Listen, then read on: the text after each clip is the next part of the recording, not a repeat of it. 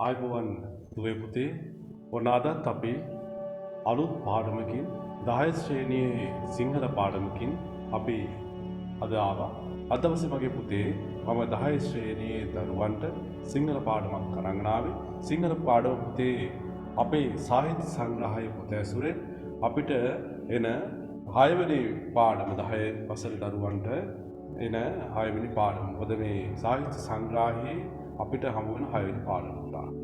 මේ 6 වෙනි පාඩම පුතේ අරගෙන ආවේ මම අද දවසේ ඔයාලට ගංගාවේ සංගීතය නැත්තම් 6 වෙනි පාඩම අපි පුතේ ඔන්න අද දවසේ ඔයාලට කියලා දෙනවා. තුන්වෙනි ප්‍රශ්න පත්‍රයේ පුතේ තුන්වෙනි ප්‍රශ්න පත්‍රයේ අපිට පළවෙනි ප්‍රශ්නේ ආසන්නයෙන් පළවෙනි ප්‍රශ්නය සහ ඊට ආසන්නයෙන් අපිට ප්‍රශ්නයක් එනවා. කුඩලික මහත්මයා කවුද? කුඩලික මහත්මයාගේ ජීවන කතාව ඇතුලේ තියෙන විශේෂ සිදුවීම් මොනවද? මෙතුමා අයත් වන්නේ කුමන කවි පරපුරකටද? මෙතුමාගේ සුවිශේෂී කවි මොනවද? මෙන්න මේ වගේ පුතේ විශේෂ සංසිද්ධීන් ටිකක් විශේෂ සිද්ධීන් ටිකක් ඔයාලගේ පොතේ පාඩමේ මුල් කොටසේ හැඳින්වීමක් විදිහට යොදලා තියෙනවා. නේද? ඒක පුතේ මම ඔයාලට මේක මේ විදිහට ආපහු පැහැදිලි කරලා දෙන්න උත්සාහ කරන්නේ පුළුවන්. මේ පොත බලලා මේ පොතේ තියෙන මූලික කාරණා ටික පුතා මතක තියාගන්න. මේ පොතේ තියෙන මූලික කාරණා ටික මතක තියෙන කුඩලික මහත්මයා කවුද? කොහේද? නේද? කවුද? කොහේද? මෙයා මොනවද? විශේෂයෙන් අපේ කවි සාහිත්‍යයට මොනවද එකතු කරේ? මෙයා මොන කවි යුගයේ අයිති කවියෙක්ද? නේද? මෙයාගේ මූලික ඔයාගේ රැකියාව ඇතුලේ සිදුවෙච්ච විශේෂ සාහිත්‍ය සම්බන්ධ සිදුවීම් මොනවද? මේ ඔක්කොම බලන්නකොට මේ ටික පුතා ඔයාලා පිළිවෙලට ලියලා තියාගන්න. පුතා පොත පෙරලා නිතරම මේ පාඩමට අදාළ මූලික කොටස් ටික එකතු කරන්න ගියාම ඔක වෙන්නේ නැහැ පුතා. ඒ නිසා හොඳම දේ තමයි ඔයාලට මේ වැඩේට 10 ශ්‍රේණියේ දරුවන්ට මේක අතිශයින් වැදගත් පුතා. අතිශයින් වැදගත්. නේද? අතිශයින් වැදගත්. මම මේ පාඩම සහ මේ පාඩමට අදාළ මූලික කාරණා ටික අද කියලා දෙනවා. එතකොට පුතා අපිට පුළුවන් 10 ශ්‍රේණියේ දරුවෝ පළවෙනි පාඩමේ සිට ලියන මොකදේ මොනවද පාඩමේ මාතෘකාව. නැත්නම් පාඩම ලියා ගන්නවා. ඊට ඉස්සරහින් අපි පුතා ලියා ගන්නවා පුතා මොකද්ද මේ පාඩමට අදාළ මේ පාඩමට අයත් මේ කතුවරයා කවුද? කතුවරයා ලියලා කවුද කියලා ලියලා ඊට පස්සේ කතුවරයා අයත් වෙන්නේ කුමන කවි පරපුරකටද? කුමන යුගයකටද? නේද? ඊට පස්සේ මේ කතුවරයා හා සම්බන්ධ විශේෂ සිදුවීම් මොනවද? කතුවරයා අන්වර්ථ නාමයකින් හැඳින්වුවා. එය මොකද්ද? නේද? අපි දන්නවා කුඩලික මහත්මයා හැඳින්වුවා සිංහල ශෛලිය කියලා. සිංහල ශෛලිය කියලා හැඳින්වුවා. නේද? සිංහල ශෛලිය කියලා හඳුන්වනවා. ඒතකොට අපිට පුතා ඔන්න ඒවා විශේෂ දේවල් ඒවා ලියා ගන්නවා. ඊට පස්සේ මෙයා කුඩලික මහත්මයාගේ විශේෂ කවි පන්ති මොනවද? මෙතුමා සංස්කරණය කළ පුවත්පත විශේෂයෙන් සංස්කරණය කළ පුවත්පත කුමක්ද? මෙතුමා දායක නිර්මාණ මොනවද? මේ පුතා ලියා ගන්නවා. නේද? එතකොට අපි ඊට කලින් තිබුණ පාඩමක් ඊට කලින් පාඩම ගත්තොත් අපි මුනිසිරිපාසි විමින්නේ ගම පාඩම. මුනිසිරිපාසි විමින්නේ පාඩම නම් ඒක මුනිසිරිපාසි විමින්නේ කියලා ලියාගත්තා. මේ කවි පන්ති උපුටා ගත්තේ කුමන කවියකින්ද කියලා උපුටා ගත්තේ කුමන කවි පන්තියෙන්ද කියලා ලියාගත්තා. කවුද කතුවරයා? මේ කතුවරයාගේ විශේෂත්වය මොකද්ද? කතුවරයා හා සමකාලීනයන් කවුද? කතුවරයා තවත් දෙකට දීපු මොනවද කෘතීන්? අන්න ලියා ගන්නවා. හතරවෙනි පාඩමටත් යන්න ලියා ගන්න. පිළිවෙලට පළවෙනි පාඩමේ සිට මේ සාහිත්‍ය සංග්‍රහයේ අවසාන පාඩම දක්වා ඔයාලා කරන පාඩමෙන් ලියලා තියාගන්න. පිටු දෙකක් ලියන්න පුතා. පිටු දෙකක් ලියන්න මේ පිටු දෙක ලිව්වහම ඔයාලට ආයෙ පොත පෙරලා ඉන්න ඕනේ මේ අදාළ පාඩමට අදාළ සිදුවීම ඔයාලා දන්නවා. එතකොට මේක හේතුව මේක මේ වැඩේ කරගත්තාම පුතා අපිට වැදගත් වෙන කාරණා දෙකක් තියෙනවා. මොකක්ද කාරණා ටික? එකක් තමයි මම කිව්වා පළවෙනි අපි තුන්වෙනි ප්‍රශ්න පත්‍රයේ පළවෙනි ප්‍රශ්නය ආසන්නයෙන් අපිට මේ ප්‍රශ්නයක් ආවොත් කවුද කතුවරයා? කතුවරයාගේ අවිරත් කෘතියක්. අන්න ඒ වගේ දේවල් වලට උත්තර ලියන්න මේක ලේසි. මේක ලියන්න පුළුවන්. ඒ වගේම පුතා මේ අපිට එනවා ප්‍රශ්නයක් විචාර ප්‍රශ්නයක් නම් විචාර ප්‍රශ්න උත්තරයක්. පිළිතුර ලියන්න කලින් අපි පිළිතුරට උඩින් ලියන පොඩි හෙඩ් එකක් අපි ලස්සන ආරම්භයක් ගන්නවා. නේද? ඒ ආරම්භය ඇතුලේ කුඩලිගම මහතා ගැන කුඩලිගම මහතාගේ විශේෂ සිදුවීම් ගැන කුඩලිගම මහතා කවිය ලියන්න හේතුපාදක වෙච්ච කාරණා ගැන අත්දැකීම ගැන මේ කවියේ පිළිබඳව කවිය ලියන්න කොමන දෘෂ්ටිකෝණයෙන්ද ලිව්වේ කියන එක. ඊට පස්සේ මේ කවියේ මොන විරිතක්ද තියෙන්නේ? මොන ආකෘතියද තියෙන්නේ? භාෂාව මොකක්ද? අන්න ඔය කාරණා පුතා අපිට ලියාගෙන පටන් ගන්න පුළුවන්. හොඳ පිළිතුරකට ලියන්න. පිළිතුරක් ලියන්න. එතකොට පුතා අපි පිළිතුරේ ආරම්භයේම බලන පරීක්ෂකවරයාට ඔප්පු කරලා පෙන්නනවා අපි මේ පිළිබඳව දැනුම සන්නද්ධ කෙනෙක්. මේ පිළිබඳව මේ පාඩම සහ මේ පිළිතුර ලිවීම සම්බන්ධ පොඩි විශ්වාසදායක බවක් අපි පරීක්ෂකවරයාට හඟවනවා. ඒකම පුතා ලොකු වාසියක් වෙනවා. නේද? ඒක වාසියක් වෙනවා. ඒ නිසා අන්න ඒවා සමහරට ඔයාලගේ ජීවිතේට එකතු කරගන්න මේවා ක්‍රමවේද උත්තර ලියන්න, පිළිතුරු ලියන්න. පුතා subscribe කරලා නැත්නම් අපේ නාලිකාව subscribe කරලා තියාගන්න. bell button එක click කරලා තියාගන්න. මම ඊළඟට 10 වසරේ පාඩමක් දැම්ම ගමන් ඔයාලට එනවා පුතා. 11 වසරේ දරුවන්ටත් මේක අතිශය වැදගත්. 10 සහ 11 මේ දෙකම එකතු කරලා තමයි පුතා සාමාන්‍ය පෙළ ප්‍රශ්න පත්‍රය හදන්නේ. එතකොට මෙන්න මේක 11 වසරේ දරුවෝ ඔයාලට ගන්නවා. ඒ නිසා මේ ඔයාලා හැමෝම එකතු වෙනවා. පාඩම නරඹනවා වගේම subscribe කරලා තියාගන්න. ඊළඟ පාඩම අපි කරපු ගමන් ඔයාලට ලැබෙනවා. නේද පුතා? එහෙනම් අපි යනවා පාඩමට. මම අද කියලා දෙනවා. මේ පාඩම සහ පාඩමට අදාළ මූලික ප්‍රශ්නවලට කොහොමද පිළිතුරු සපයන්නේ සහ මේ පිළිතුරු වලට උදාහරණ තෝරා බේරා ගන්නේ කොහොමද කියන එක කියලා දෙනවා. එහෙනම් යමු පාඩමට. හරිද? අපි හිර පටන් ගන්නවා ගංගාවේ සංගීතය. සංගීතවත්ව ගලා යන මේ ජීවිතය ගැන, ගීතවත්ව ගලා යන මේ ජීවිතය ගැන කියවිච්ච අපූර්ව කවිපන්තිය කුඩලිගම මහතාගේ. හරිද? එහෙනම් හරි. එහෙනම් බලන්න කුඩලිගම මහතා අපේ මේ කවිපන්තිය ලියන්න ආభాෂය කොට ගන්න, අත්දැකීම කොට ගන්න, ප්‍රස්තුතය කොට ගන්නේ කුමක්ද? ගංගාව.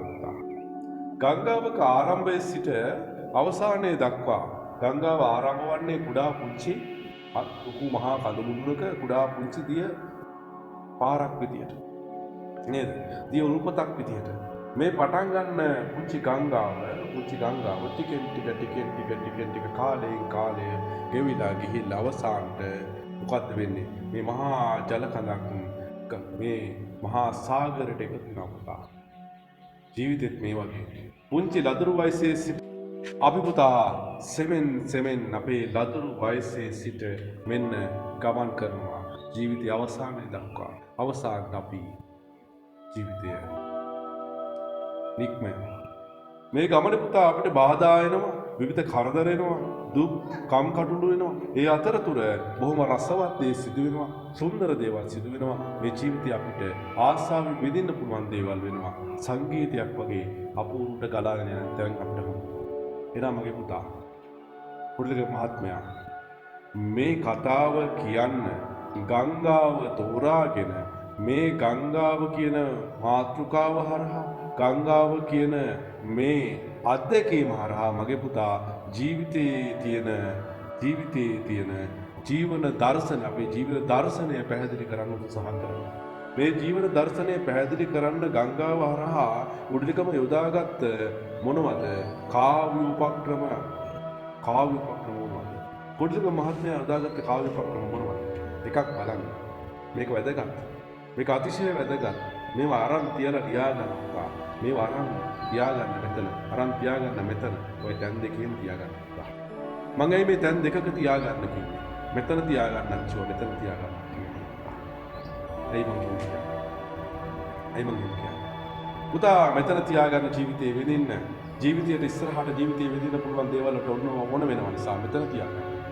මෙතන තියාගන්න කියන්නේ පුතා ජීවිතේ ඔයාලා මේ විභාග වලින් ජය ගන්න, ඊට අදාළ මූලික දේවල් සම්පාදනය කරගන්න, ඊට අදාළ මූලික දේවල් සූදානම් කරගෙන ඊට අදාළ ඔයාලගේ පිළිතුරට අදාළ දේවල් සකසා ගන්න තමයි පුතා මෙතන තියාගන්න. මෙතන තියාගත්තාම හරිය ජීවත් වෙන්න.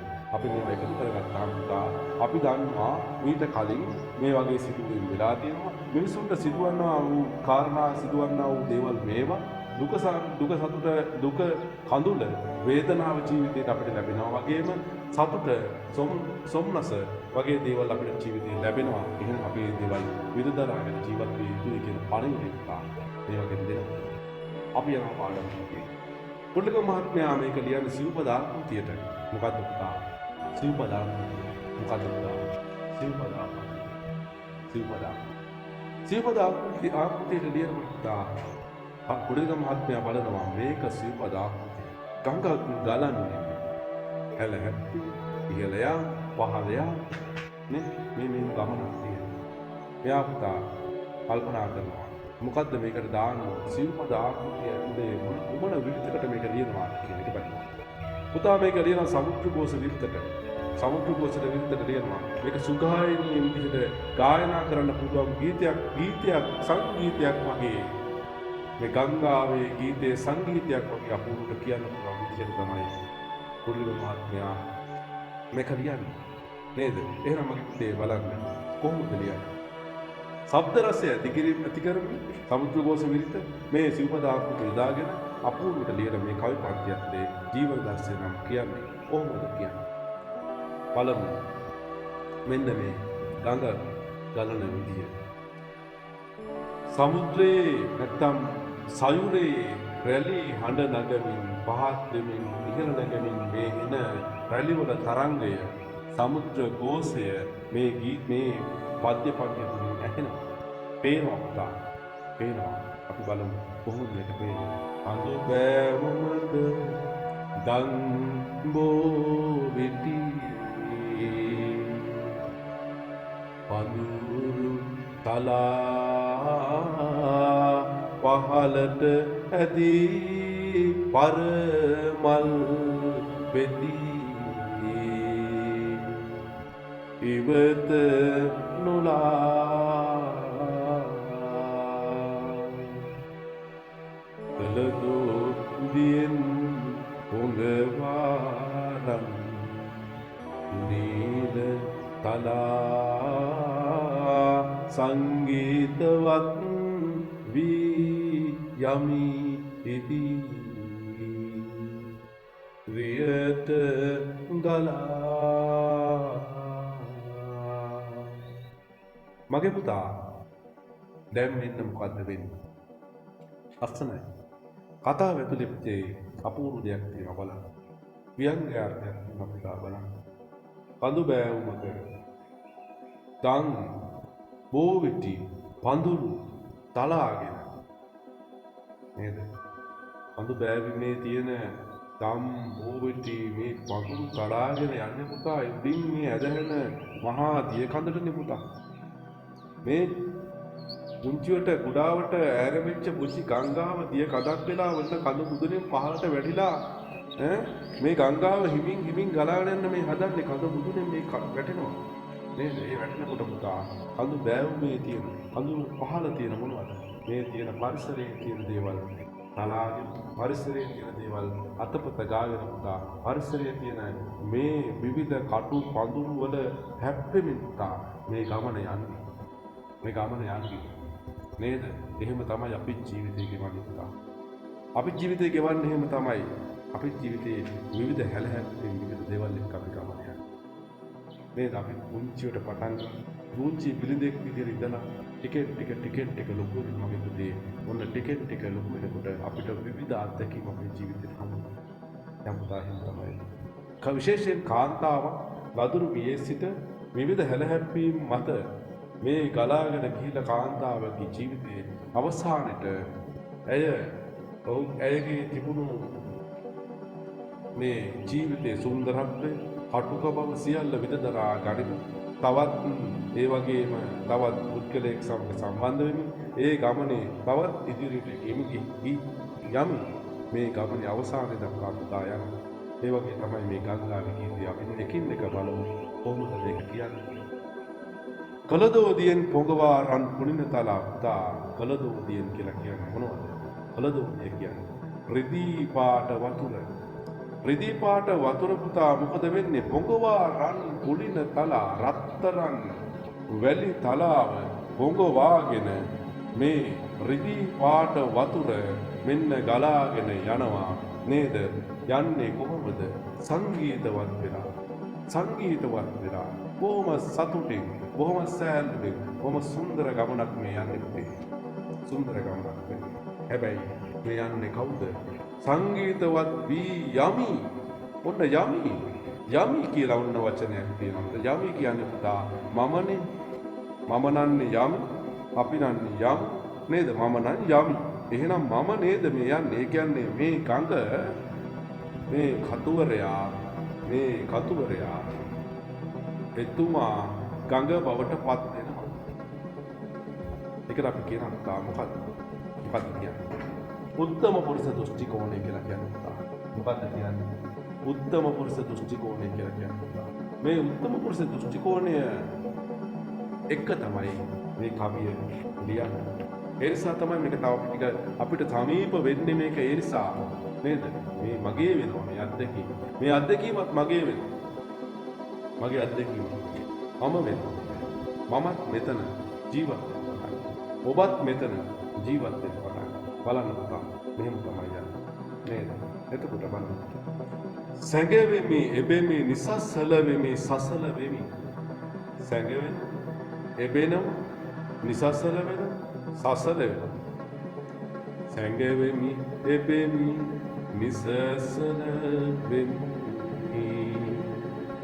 සසල වෙමි ඇඹරෙමි එහෙත් පසු නොබාසෙමි නොනවතිමි. මොකක්ද මේ කියන්නේ? සැඟෙමි එබෙමි නිසසල වෙමි සසල වෙමි ඇඹරෙමි එහෙත් පසු නොබාසෙමි නොනවතිමි. කවදාවත් පසුපසින්නේ නැහැ. ඇයි? මොනවද ඒ වුණාම? සැඟවෙනවා, එබෙනවා, නිසසල වෙනවා, නැවත සසල වෙනවා, ඇඹරෙනවා. අපි කිසිම බාධාවකට පසුපසින්නේ නැහැ. නොනවති ඉදිරියට යනවා. නොනවති ඉදිරියම අපේ ජීවිත ගමන යනවා. පසුබැස්සු ඇඹරුව පසුබැස්සුත් අපේ ජීවිතේ විනාශයි. අපි අද මේ වෙලාවේ මේ මොහොතේ පුතා අපේ මේ ජීවිතේ අපි ගෙවන මේ ජීවිතේ මේ වෙලාවේ අපි ඉන්නේ මේ වගේ ලොකු බාධකයක හැපි මේ ඉන්නේ. ලොකු බාධකයක අපි මේ ඉන්නේ. අපි අඟරමින් මේ ඉන්නේ. නලියමින් මේ ඉන්නේ. සසල වෙමින් මේ ඉන්නේ. ප්‍රවෘත්තියක් ඇහෙනකොට සසල වෙමින් මේ ඉන්නේ. නමුත් අපි නැවතිලා හරියනවා. නැවතිලා හරියනවා පුතා. නැවතිලා හරියන්නේ නැහැ. ඇයි? අපිට පුතා මේ ගමනේ තව ගොඩක් කල් තියෙනවා. අද අපි නැවතුනොත් හෙට දවසට මුහුණ දෙන්න. පුතා තව අවුරුදු 5කින් 10කින් පුතේ ඔයා මේ 10 වසරේ ඉන්න පුතා. තව අවුරුදු 6-7කින් බලන්නකො ඔයාලා උත්තර දෙන්නේ. උතර නෙමෙයි නේද පුතා? උතර නෙමෙයි ඉන්නේ. අපි යනවා පුතේ වැඩි මහලු වෙනවා. තරුණ වියටපත් වෙලා වැඩි මහලු වියටපත් වෙලා ඔයාට පුතා වගකීම් ගොන්නක් එකතු වෙලා වගකීම් ගොඩක් රසක් දරා ගන්න සිද්ධ වෙනවා. ඒ කාලේ වෙන පුතා ඔයා ඉගෙන ගන්න විශ්වවිද්‍යාලය යන්න පුළුවන්. ඉදිරියට තවත් ගමන යන්න පුළුවන්. ඉදිරියට ඉගෙන ගන්න පුළුවන්. නේද? රැකියාවකට යන්න පුළුවන්. මේ යන ගමනේ පුතා ඔයා අද දවසේ පසුබැස්සොත් කොවිඩ් නිසා අද දවසේ පසුබැස්සොත් මේ වසංගතය නිසා පුතා කොවිඩ් විවිධ ඒ වගේ වෙනවා. දැන් ඩෙල්ටාත් දෙනවා පුතා. මොනවා ආවත් අපි බහින්නේ නැහැ පස්සට. අපි යන්නේ නැහැ පස්සට පුතා. අපි යනවා ඉස්සරහට හැමදාම. අපි ජීවිතේ ඉස්සරහට යනවා. මොකද ඔයාලට තව අවුරුදු 4-5කින් 6-7කින් කියන්න බෑ. ජීවිතේ කොවිඩ් නිසා අපිට බැරි වුණා විභාගය ගොඩ දාගන්න. කොවිඩ් නිසා අපිට බැරි වුණා මේ දේවල් කරගන්න. කොවිඩ් නිසා සිංහල වලට බැරි වුණා ඒකක් ගන්න. කොවිඩ් නිසා අපිට ඉස්කෝලේ යන්න බැරි වෙච්ච නිසා අපිට බැරි වුණා මේකට සම්මානයක් ගන්න කියලා පුතා කියන්න බෑ. එහෙම කියන්න බෑ. එහෙම කියන්න අයිතියක් නෑ ඔබට. ඇයි? පහුගිය කාලේ සාක්ෂි සපයනවා එහෙම කියන්න බෑ ඔබට කියලා. එහෙනම් පුතා අපි පසුබහින ජීවිතේ නෑ. අපි පසුබහින්නේ නෑ. අපි මේ ජීවිතේ ඉස්සරහට යනවා පුතා. මේ ජීවිතේ අපි අද්දෙක් මිටු කරගන්නවා පුතා. මේ සියල්ල එක තමයි අපි ජීවිතේ ඉස්සරහට යන්නේ. එහෙනම් මෙන්න බලන්න. කවදා කොතනකදී හෝ මහා මුහුද හිමි. කවදා කොතනකදී හෝ මහා මුහුද හිමි. හමුණු කෙනෙහි හමුණු කෙනෙහි හමුණු ගමම්ම හමුණු තැනදිම මා සතු බර ඔහුට දෙමි. මා සතු බර ඔහුට දෙමි. දැන් පුතා මහා මුහුද හිමි කියන්නේ මොකද්ද? රූපකයක්. මහා මුහුද හිමි කියන්නේ රූපකයක්. රූපකයේදීම කියන්නේ කතුබරයා කවියේ අලංකාරය වැඩි කිරීම සඳහා යොදාගන්න කාව්‍ය උපක්‍රමයක්. කාව්‍යෝක්තියක්. පුතේ ඔන්න එනවා ප්‍රශ්නයක්. රස නිෂ්පත්තිය සඳහා කවියා භාවිත කරන විවිධ කාව්‍ය උපක්‍රම විස්තර කරන්න කියලා. කාව්‍ය උපක්‍රම විස්තර කරන්න කියලා. මගේ පුතා එහෙනම් රූපක භාවිතය කාව්‍ය උපක්‍රමය. උත්තම පුරුෂ දෘෂ්ටි කෝණයෙන් මේ කවිය ලිවීම කාව්‍ය උපක්‍රමයක්. නේද? ඔව් එහෙනම් අනුප්‍රාසයේදීම කාව්‍ය උපක්‍රමයක් සැඟවෙමි, එබෙමි, නිසස්සල වෙමි, සස්සල වෙමි. අනුප්‍රාසයේදී පුතා කාව්‍ය උපක්‍රමයක්. එහෙනම් මෙන්න කාව්‍ය උපක්‍රම විදිහට ප්‍රශ්නයක් අහුවොත් මේක ලියන්න. ඔයාලට ප්‍රශ්නයක් එනවා තව තැනක. කවියා ආජීවී පරිසරයට සජීවී බවක් එක් කරමින් ආරෝපණය කරමින් තම පද්‍ය පන්තිය සාර්ථකව ඉදිරිපත් කරලා තියෙනවා. මේක උදාහරණ සහිතව පැහැදිලි කරන්න කියලා පුතා ඔන්න කියනවා. දැන් මේකට උදාහරණ ගන්න බැරිද? අපි මේ කතා කරපු කවි දෙකේම මේ උදාහරණය තියෙනවා. අපි මේ කතා කරපු කවි දෙක ඇතුළෙම තියෙනවා පුතා අර මම කලින් කියපු ප්‍රශ්නත් උදාහරණ. කාව්‍ය උපක්‍රම. තව ප්‍රශ්නයක් එනවා පුතා. කවියා ඉදිරිපත් කරන්නේ නිර්මාණය තුළින් ඉදිරිපත් කරන්නේ ජීවන දර්ශනය කියන එක ඔප්පු කරන්න කියලා අපිට ආවොත් ප්‍රශ්නයක්. අපි මෙන්න අපිට ඒකත් කියන්න දේවල් ජීවන දර්ශනය තමයි මේ. ආරම්භයේ කුඩා කල සිට ජීවිතය ආරම්භ කරමින් මෙන්න ගෙවිගෙන ජීවිතය තුළ අපි විවිධ ඇලහැප්පීම්, වාදක, කරදර, කම්කටොළු වලට මුහුණ දෙනවා. නමුත් ජීවිතේම පස්සට යන්නේ නැහැ කියනවා. කාන්තාවක් විදිහට ගත්තාම කුඩා දැරියක්ව ඉපදෙන කාන්තාව ටික ලොකු මහත් වෙන උස් මහත් වෙනකොට ටික යනකොට විවිධ කරදර පාදක දුක් කම්කටොළු විවිධ දේවල් දරාගෙන ගමන යනවා. ඇයට හම් වෙනවා ඉදිරියේදී මහා සාගරයක් තරම් අද්දකී මහා සාගරයක් තරම් දරාගත හැකි මහා පුරුෂයෙක් ස්වාමීයෙක් ඔහුට ඇයගේ බරත් ඔහු තුළ තියලා එගේ ජීවිතයේ ගමන යන්න මේ සූදානමින් සිටින. එහෙම නේද මේ සාමාන්‍ය අපේ සංස්කෘතිය තුළ මේ සමාජ සංස්කෘතිය තුළ සිදුවෙන්නේ එහෙම දෙයක් නෙමෙයි පුතා. එහෙම දෙයක් නෙවෙයි පුතා. එහෙනම් මේක ඒක නේද මේ ලියලා තියෙන්නේ. ඒ ගමන නේද මේ ලියලා තියෙන්නේ. කුඩලගමියන් මේ සියල්ල අපූර්වත්වයෙන් යුතුව ලියලා තියෙන ඒ කතාව නේද පුතා. එහෙනම් පුතා මේ උදාහරණ දෙක හොඳට මතක තියාගන්න. ඒවා සටහන් කරලා තියාගන්න, මාක් කරලා තියාගන්න. උත්තම පුරුෂ දෘෂ්ටි කෝණය බලන්න. මම සැඟවෙමි, මම එවෙමි, මම නිසස්සල වෙමි, මම සස්සල වෙමි. මම කියලා අංගලා පුතා තියෙන්නේ මේකේ. අංගලා තියෙන්නේ. සස්සල වෙමි. නිසස්සල වෙමි. එවෙමි. නොනවතිමි. මේ සියල්ල පුතා මම කරන්නේ. බලන්න. ඒ නිසා තමයි මේකේ මේ ජීවි භවය හැඟවිලා. මේ ජීවිතයේ තියෙන නිසා හමුණු කෙනෙහි මා සතු බර ඔහුට දෙමි. මේ ගග කියන්නේ ගග ජීවිතය ගගේ තියෙන ජීවී බව හඟවනවා. මේ අජීවී වස්තුවක් පුතා ජීවියෙක් බඩපත් කරන්නේ කුඩලගම. මේක තමයි අපූර්වත්වය. මේක තමයි පෙර නූ විරු බව. මේක තමයි අපූර්වත්වය. එහෙනම් අපි යමු ඊළඟ කවියට. මොන බලන්න ඊළඟ කවිය. එන්නේ කොයි සිටද කොතැනකටද යන්නේ. ඔබ කුමකටද මා දුටු තැන විමසන්නේ. මිනිසුන් ගිහින් නිතරම ආපසු එන්නේ. කිමදැයි කියා කිසිරු ඇයි නොවසන්නේ. එන්නේ කොහි සිටද කොතැනකටද යන්නේ. සමහර පුතා අපි පුතක් තියෙනවා මේ කොහෙද යන්නේ. එන්නේ කොහේද තොරතුරු අහනවා පුතා. මේ ගඟ මෙහෙම ගලාගෙන මහා දිගු ගමනක් යන්නේ. යන අතරතුර අපිට විවිධ පුද්ගලයන් හමු වෙනවා. කොහෙද යන්නේ කොහෙද ඉන්නේ මෙන්න විවිධ වාද අපිට මුණ ගැහෙනවා. විවිධ අය කතා බහ කරනවා. විවිධ අයත් එක්ක අපි ගනුදෙනු කරනවා පුතා. ඒ ගමනේ අපි යනවා. මේ ගමන යනකොට මේ අපිට ඕනේ ඔබ කොහොමකටද මේක ගැන විමසන්නේ? අහන ප්‍රශ්න මේ අපේ සාමාන්‍ය සමාජයේ විවිධ සිදු මේ අපිට අර්ථ දෙන සිදුවීම්. සොයා බලන මිනිස්සු විවිධ දේවල් අපි යනකොට එනකොට මගතොටේදී හම්බුනාම අහන මොකද යන්නේ? කොහෙද දෙන්නේ? අහන මිනිස්සු ඉන්නවා පුතා. මේ ගමනේ එහෙම අයත් ඉන්නව නේද? එතකොට මිනිස්සු අහන්නේ නැහැ කවදාවත්. මිනිස්සුන් හොයා බලන්නේ නැහැ කවදාවත්. අනුන්ගේ දේවල් නම් හොයන්නේ නැහැ පුතා. අනුන්ගේ දේවල් නම් හොයන්නේ නොවන තරම්. අනුන් යන ගමනේ කොහෙද යන්නේ කොහෙද කින්න මන්ද කොහොම ඉස්තර අහන්නේ නැහැ පුතා. හැබැයි හොයලා බලන්නේ නැහැ කවදාවත් කොතනකවත්. හොයලා බලන්නේ නැහැ පුතා මොකද්ද? ඇයි මේ ගියේ? කෙනෙක් අපි ජීවත් වෙනවා මැරෙනවා නැවත ඉපදෙනවා ආයෙ ජීවත් වෙනවා ආයෙ මැරෙනවා මෙහෙම ගමනක් මේ වක්‍රයක් විදියට හැමදාම මේ ගමන කෙලවරයක් නැතුව අපි යනවා කවුරුත් විමසලා බලනවද මේ වෙන්නේ මෙහෙම කියලා කවුරුත් විමසලා බලනවද මෙහෙම වෙන්න හේතුව කියලා කවුරුත් විමසලා බලනවද අපෙන් මොකද්ද මේ වෙන වැරද්ද කියලා ඒක පුතා මේ අපුවට කියලා පුතා මේ සනාතන දහම මේ ධර්මය කියලා දෙන්නේ මේ ජීවිතය කියලා දෙන්නේ ධර්මය කියන්නේ ජීවිතයට ඒ වගේම තමයි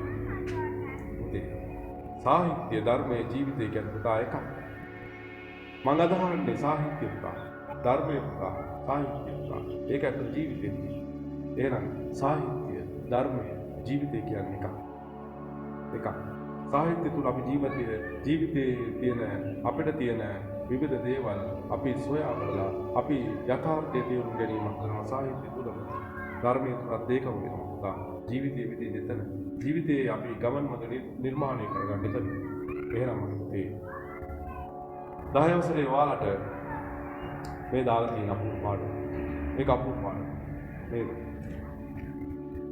හරි ඊට පස්සේ ඊළඟ කවිය බලන්න ඊට පස්සේ ඊළඟ කවිය බලන්න මීයඹ කිරළ මාදම් ගෙඩි ලදුරු වී ඇකෙහි හෙලා හඬවයි සැඩ සුළඟ රයි සුලි මැද කැරකෙමින් ඉඳුනිල් ගැඹුරු දී සමහර තැනක ලස්සන මල් කැපුණි පුතා මේ යථාර්ථයේ තේරුම් ගත්තා නම් ජීවිතේ විඳින්න ලේසි ජීවිතේ මේ ගමන යන්න හරිය ලේසි කවිය කියන්නේ මේ කුඩලගමියන් මේ කවිය ලිව්වේ කොහොමද කියලා මට හිතාගන්න මේකේ ඇතුලේ මම ඉන්නවා මගේ ජීවිතේ මෙතන තියෙනවා මම ගෙවපු මගේ ජීවිතේ මෙතන මේ කවිය ඇතුලේ තියෙනවා එහෙනම් සාධාරණයි කුඩලගම මමත් මේක නැත්තම් මේකට උත්තම පුරුෂ දෘෂ්ටිකෝණයේ උත්තම පුරුෂව මේක ලියපු එක සාධාරණයි අපි කියවන හැමෝම මේ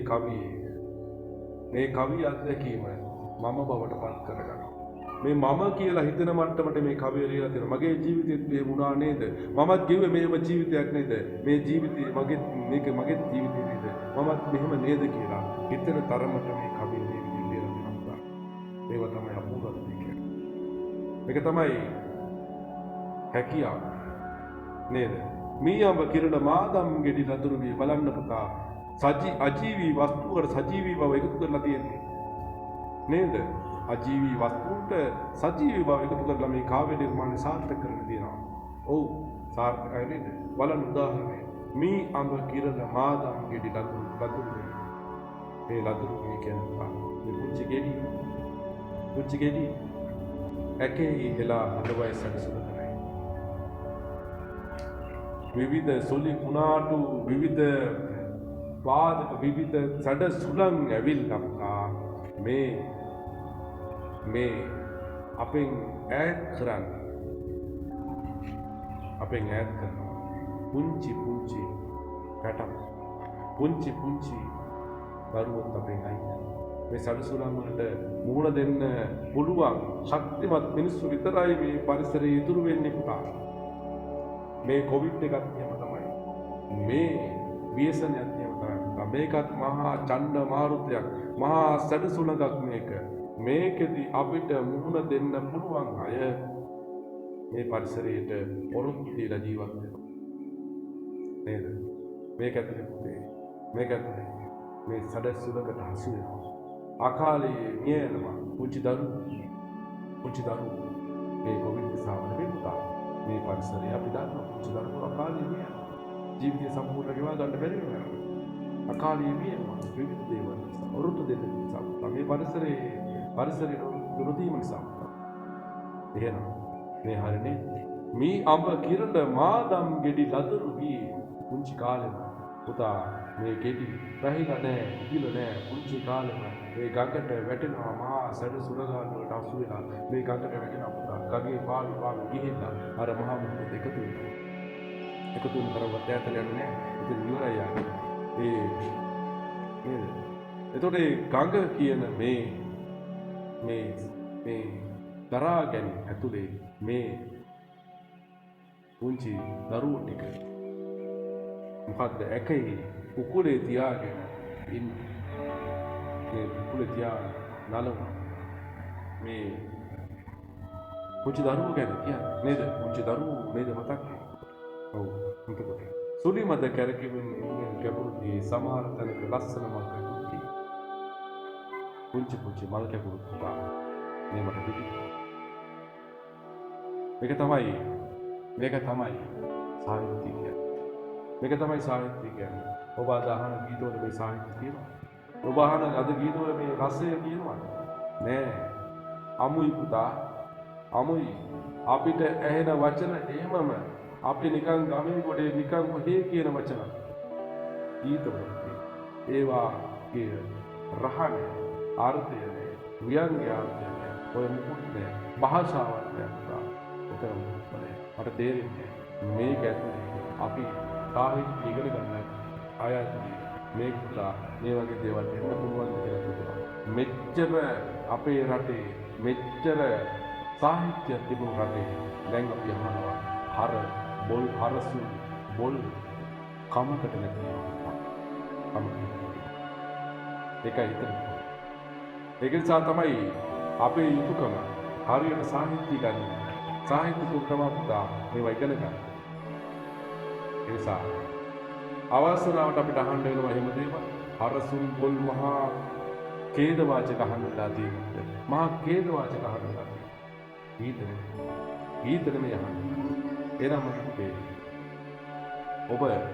ඔබ හුරු වෙන්න ඔබේ කන හුරු කරගන්න ඔබේ කන ටියුන් කරගන්න හුරු කරගන්න හරවත් රසවත් මෙතන පුතා හරය රසය සියල්ල තියෙනවා නේද විඳින්න පෙරිමල් සිනා රැලි පෙන පිටු මිහිරිතම ගල් පරවලම හැපි බිය කරනවා බිහි කරනවා සෑම තනි තලාවලම හමු වෙයි අලසකම නිරසයි අතර මගේ ආවහිර මුතුතු බිම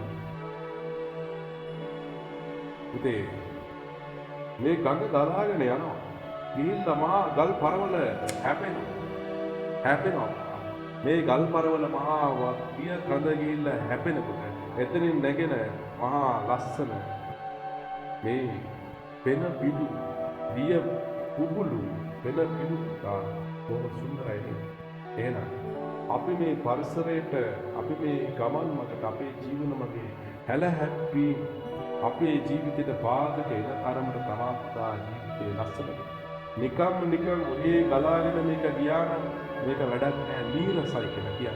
තුන් මේ බලන්න සමතැනි තලාවල හමුවේ අලසක. හරි. කුසීත කම්මැලිකමක් කියන නිකම් ඔහේ ගලාගෙන ඉන්නේ නීරසයි. අතරමඟ අවහිර මුදුදු බිම. අතරමඟ අවිහිරයක් වුණේ නැත්නම් අතරමඟ බාධාවක් වුණේ නැත්නම් අතරමැද කඩාවැටීමක් වුණේ නැත්නම් අතරමැද අපේ ජීවිතේ ප්‍රශ්න ආවේ නැත්නම් ඒක පුතා නීරසයි කියලා කියනවා. එහෙනම් අපි මේ බාධක වන හැපෙන තරමට තමයි පුතා සුන්දර වෙන්නේ. එහෙනම් මේ මුත්ත බාධකයක් හැප්පිලා තියෙනවා. මුත්ත බාධකයක් වෙනවා හැප්පිලා ඉන්නේ. මේ වෙලාවේ වැඩ ගන්න. මේ වෙලාවේ වැඩ ගන්න. ඔයාට ලස්සන වෙන පිටු වගේ මේ රැලි නැංග ලස්සන සුන්දර ජීවිතයක් වань බලන්න. මුතට හැප්පෙන්නේ. මේ පරිදි මේකට මුතට මුහුණ දෙන්න. මේවා ගන්න අපේ මේ වීඩියෝ බලන්න. මේවා ඇතුලේ අපි ඉගෙන ගන්න. ඉස්කෝලේ යන්න වෙන්නේ නැහැ. ගුරුවරයා ඉඳලා ළඟ ඉඳගෙන ඉගෙන ගන්න වෙන්නේ නැහැ පුතා. ඒ වුණාට අපි ඉන්න පුතා බලන්න ඉගෙන ගන්න. අපි හැප්පෙන ජීවිත ලස්සන කරගෙන ඉන්නවා. හැප්පෙන ජීවිත ලස්සන කරන්න අපි හැමදාම උරුම විදියට අපි හැමදාම ජීවිතේ හැප්පෙන්න ජීවිතවලට සුන්දරත්වය අපි මිනිසුන් නිවුරු වල යන එන අදිසත්යෙන් ලය යට සසල බවමින් මතු නොනැගෙත්තෙන් කෙකටිය ඕලු නලියන දිය රැලි මැත්තෙන් මල්පති වේලි කොළේ නාටකට එත්තේ යථාර්ථය මේක තමයි ප්‍රන්තරු පිරිවරාගත් සඳ මඩල යට මහා වන බිමක් මැදගිරි කුළු අතර සිට නොමියන හේලි දහමක පණිවිඩය පිට කොඳුරමු කෙන්දිරියක් මුළු නොව නිසලකොට මේ සියලු කාරණා ඔක්කොම මේ සියලු කාරණා එකකා දැන් බලන්න මේ ගඟ පුංචි තැනකින් පටන් අරන් මහා පදමුදරකින් පටන් අරන් ගලාගෙන ඇවිල්ලා විවිධ බාධක පසු කරගෙන විවිධ සුන්දර තැන් පසු කරමින් බාධක පසු කරමින් ගැටලු තැන් ප්‍රශ්න තැන් මගහැර ගැනීම ඒ සියල්ල ජීවිතයේ විලදරා ගනිමින් මෙන්න මේ ගමන පුදා යනවා ඉදිරියට අපේ ජීවිතත් ඕන පුදා ගමන යනවා ඉදිරියට ගිහිල්ලා ත්‍රාන්තරු පෙරිවරාගත් සඳ මඩල යට මේ පොළොව මේ විහිකත මත මේ සබහාදහම මත අපි ත්‍රාන්තරු පිරිවරාගත් සඳ මඩලට බොහොම සුන්දර කාන්තිමත් මේ සඳයේ යට මේ සුන්දර පරිසරයට මේ සුන්දර ලෝකයේ තුල පුතා අපි මේ නොමියන හේලි දහමක පණිවිඩය අරගෙන මේ අපේ හේලි දහම කියන්නේ මොකද්ද පුතා? සනාතන දහම. මේ සනාතන දහම මොකද්ද පුතා? අපි ජීවිතේ ඉපදෙනවා, අපි ජීවිතේ ජීවත් වෙන ඉදිරියට යනවා, අපි කවදා හරි දවසක අපි මේ යනවා. සනාතන දහමේ උපන්න යම් කෙනෙකු වෙනුවේ නේද මරණයත් අරන් යන්න තියෙනවා. කෙනෙක් ලෝකේ ඉපදුනාද කොහේරි එයා මරණයත් අරන් යන්න තියෙනවා. එහෙනම් මේක තමයි හේලි දහම. මේක තමයි සනාතන දහම. මේ සනාතන දහම අපි ලෝකයේම නිසල කරගෙන කවදා හරි දවසක අවසන් හුස්ම අවසන් කෙඳිරිය අවසන් හුස්ම එළන්න සිද්ධ කොඳුරුමි කෙඳිරියක් මුළු නිසල කොට ලෝකෙට වේදනාව දුදීලා මට කවදා දවසක මේ පරිසරයේ මේ සමාජය මේ ජීවිතේ අපිට සම්බන්ධ එහෙනම් මේක තමයි කුඩලගමයන් ජීවිතාදර්ශ සමය ජීවිතාදර්ශය පැහැදිලි කුඩලගමයන්ගේ අපිට කවිපද ගංගාවේ සංගීතය පුතා මේක ජීවිතයේ සංගීතය පුතා මේක ජීවිතයේ රිද්මය පුතා මේක ජීවිතයේ ගමන අපුනේ එහෙනම් 10 වසර සිංහල පොත 10 වසර සාහිත්‍ය සංග්‍රහ පොත ඔබට ජීවිතයේ අලුත් තැනක් විවර කරලා දෙනවා. අද මේ ගංගාවේ සංගීතයේ පාඩන කුඩලගමයන් අපේ ජීවිතය අද දවසේ මෙතන සිට ජීවිතය වෙනස් කරනවා. වාදන වලට මුහුණ දෙන්න පුළුවන් විවිධ හැලහැප්පීම් වලට මුහුණ දෙන්න පුළුවන්. ඒ සියල්ලට නිවැරදිව මුහුණ දීලා හරියට මුහුණ දීලා ජීවිතේ ජය ගන්න පුළුවන් ශක්තිමත් මිනිසෙකු බවට පත් වීමේ ගමන අද මේ මොහොතේ සිට මේ වීඩියෝ නරඹන මොහොතේ සිට පටන් ගන්නවා. එහෙනම් ඔන්න කවියා අජීවී පරිසරයට සජීවීත්වය එකතු කරලා තියෙන උදාහරණ ඕන තරම් මේක තියෙනවා ගන්න. උදාහරණ තියෙනවා. කවි තුනක් පාඩම් කරනවා. ඒ තුන ඇතුළේ තියෙනවා. ශබ්ද රසයේ තියෙන පුතා මේක. අර්ථ රසයේ තියෙන පුතා මේක. අපිට පුළුවන් මේකේ රූපක බලා ගන්න. මේකේ පුළුවන් මොනවද? අනුප්‍රාස බලන්න. අනුප්‍රාස කියලා මම කියනවා. උත්තර පුරුෂ කතා විලාසයක් කියනවා. උත්තර පුරුෂ කතා විලාසයක් කියනවා. මේවා තමයි මොනවද? කවියා භාවිත කරන කාව්‍යප ඔන්න පතරේට ප්‍රශ්න ඔයාලගේ අභ්‍යාසයේ හතරේ ප්‍රශ්නේ මෙන්න උත්තරේ පස්සේ ප්‍රශ්න තමයි මම කිව්ව අජීවී පරිසර සජීවීත්වය ලබා දෙන්න කොච්චර උත්සාහ කරලා බලන්න එතන තියෙන සජීවී බව නේද මේ යම කිරට මාදම් ගෙඩි ලතුරු වී අන්න සජීවී බව ඉන්නවා සැඟවේ මේ එබෙම නිසසන නේද හැමදේම මේ පසුමුපසින් මොනවා ජීවිතයක් කියනවා අංගවත් නේද ඊට පස්සේ අධ්‍යක්ීම් රසවත් ඉදිරිපත් කිරීමේ කවියා භාෂාව යොදාගෙන ඇති ආකාරය සාකච්ඡා කරන පුතා භාෂාවේ බලන්න උදාහරණ ප්‍රශ්නවාචී ප්‍රශ්නාර්ථවාචී වදන් කියනවා එන්නේ කොයි සිටද කොතැනටද යන්නේ ප්‍රශ්නයක් අහන්න නේද අනුප්‍රාසය ජීවි බව උත්තම දෘෂ්ටි කෝණය දින 900 අපට අලියන්න අපු විචාර පිළිතුරු ගලන ගඟක ජීවිතයේ නේද නන්දාමාලියකින් ගලන ගඟක ජීවිතය හරිනේ එහෙනම් ගඟ උපමා කරගෙන ජීවිතයට සමාන කරගෙන බොහෝ කවියෝ ගීත රචකයෝ ජීවිතය ඒ අමුතු ගීත රස විඳින හොයලා කියනවා මම පුතේ ආයෙත් දවසක් ගලන පාඩමක් කරනවා අපි අද දවසේ සම්පූර්ණ